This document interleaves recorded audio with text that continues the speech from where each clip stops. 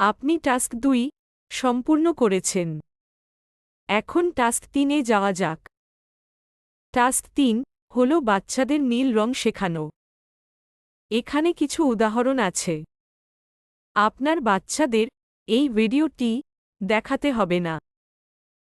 আপনার বাচ্চাদের সাথে আপনাকে এই জিনিসগুলি করতে হবে, যাতে তারা ভালোভাবে নীল রংটি শিখতে পারে। আকাশের রং কি? নীল। খুব ভালো। আকাশের রং কি? নীল। খুব ভালো। সে কি রঙের জিন্স পরেছে? নীল। খুব ভালো। সমুদ্রের রং কি? নীল। খুব ভালো। কাকা কি রঙের জামা পরেছেন? নীল। খুব ভালো। মামা কি রঙের জিন্স পরেছেন? নীল। খুব ভালো। এটা কি রং? নীল। খুব ভালো।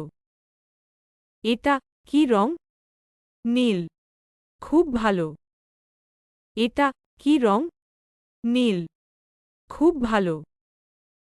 ভারতের পতাকা এটা কি রং? নীল। খুব ভালো। এই গাড়ির রং কি? নীল। খুব ভালো। এই দরজা কি রং? নীল। খুব ভালো। তুমি কি দয়া করে আমাকে সব নীল রঙের কাপড় দিতে পারবে?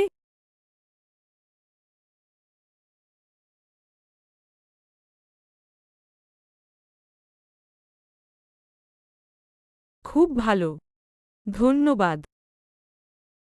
দেখুন, এটি আকাশী নীল এবং এটি গাঢ় নীল। দুটোই নীল রঙের। এখন বাচ্চাদের শুধু নীল রঙে শেখান।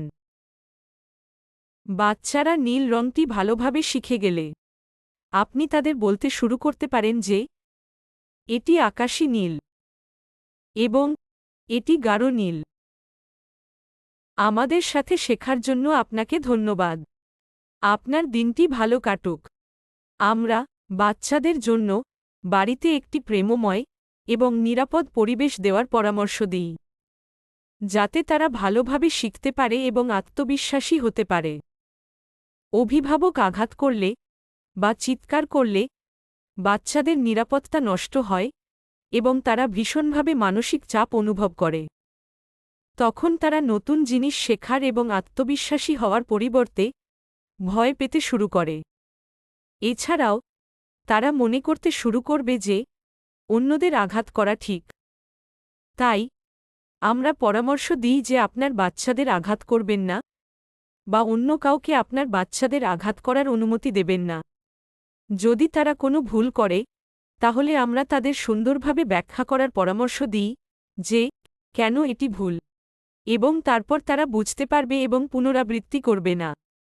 এছাড়াও যখন কোনো মানুষ ছোট থাকে, তখন পিতামাতার আচরণ দ্বারা খুব প্রভাবিত হয় এবং তারা বয়স বাড়ার সাথে এই ব্যথা সারাজীবন বহন করে।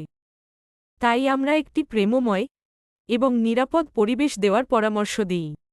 বাচ্চাদের ভুল হলে জিনিসগুলি সুন্দরভাবে ব্যাখ্যা করুন, যাতে তারা পরবর্তী বয়সে শৈশবকালীন ব্যথা থেকে মুক্ত থাকে।